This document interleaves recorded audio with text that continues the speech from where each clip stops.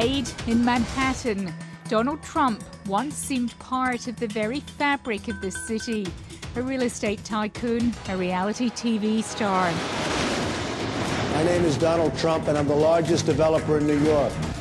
Who can forget the sheer brashness of his 2015 announcement that he was running for president? We are going to make our country great again. But the former president returned for just one night to a hometown he now seems estranged from. Trump or death, got it? I come here to support President Trump. We're not going to take this line down. To face court charged with 34 felony counts of falsifying business records. He's pleaded not guilty to all charges. At its core, this case today is one with allegations like so many of our white-collar cases. Allegations that someone lied again and again. The charges relate to a $130,000 payment made to a former adult film star, Stormy Daniels, just ahead of the 2016 election. Allegedly, so she'd keep quiet about a sexual encounter with Donald Trump a decade earlier. Today's unsealing of this indictment shows that the rule of law died in this country. Because while everyone is not above the law, no one's below it either. And if this man's name was not Donald J. Trump, there is no scenario we'd all be here today. Please understand that based on these charges. According to court documents, Trump and his former lawyer, Michael Cohen, are also accused of a broader hush money scheme. That includes a $30,000 payment to a former Trump Tower doorman who tried to sell a story about an alleged love child of Trump's, and another $150,000 payment to a woman who claimed she had a sexual relationship with the former president. Donald Trump, executives at the publishing company American Media Incorporated, Mr. Cohen, and others agreed in 2015 to a catch and kill scheme. That is, a scheme to buy and suppress negative information to help Mr. Trump's chance of winning the election. Manhattan District Attorney Alvin Bragg is arguing those payments were falsified as legal expenses, which would mean Trump violated state laws. Can a state prosecutor prosecute a campaign finance violation for a federal election? It's uncharted territory. It's uncharted territory in an unprecedented case against a former president. We know that Donald Trump doesn't put much in writing. Is that also an issue here?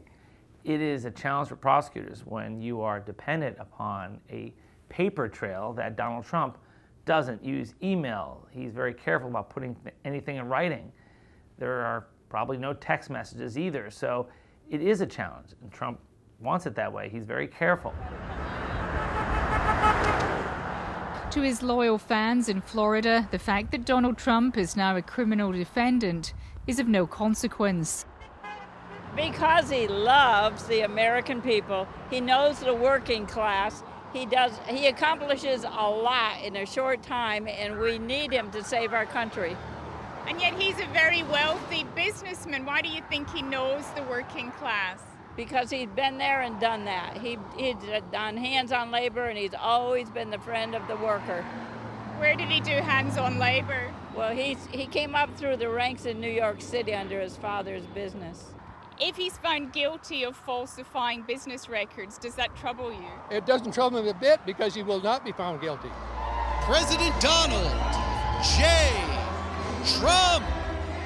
After his court appearance in New York, Trump returned to Mar-a-Lago to speak to his supporters. Like another world here. Donald Trump welcomed home to Florida to give his take on an extraordinary day in New York. The only crime that I have committed is to fearlessly defend our nation from those who seek to destroy it.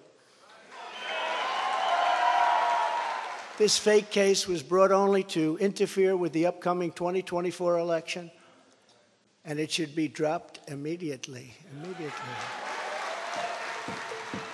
It may not just be these charges Donald Trump has to contend with. He's also under investigation for alleged election interference, his handling of classified documents, and the January 6 attack on the U.S. Capitol. Even if he somehow gets away without any prison time in New York, he still has to worry about Georgia. And the real problem for Trump is at the federal level. He has to really watch out for the federal cases that are coming.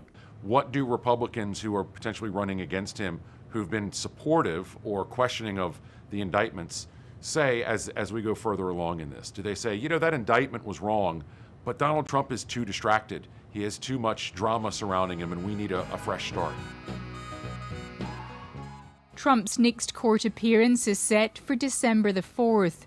In the meantime, his presidential campaign rolls on. I think the main reason why he is running to be president again is to prevent being sent to prison. He thinks that running for office, running for president, would intimidate prosecutors from pursuing charges against them. And if he is convicted, if he's president, he may or may not have to serve the prison time. We don't know. We've never been down this road before.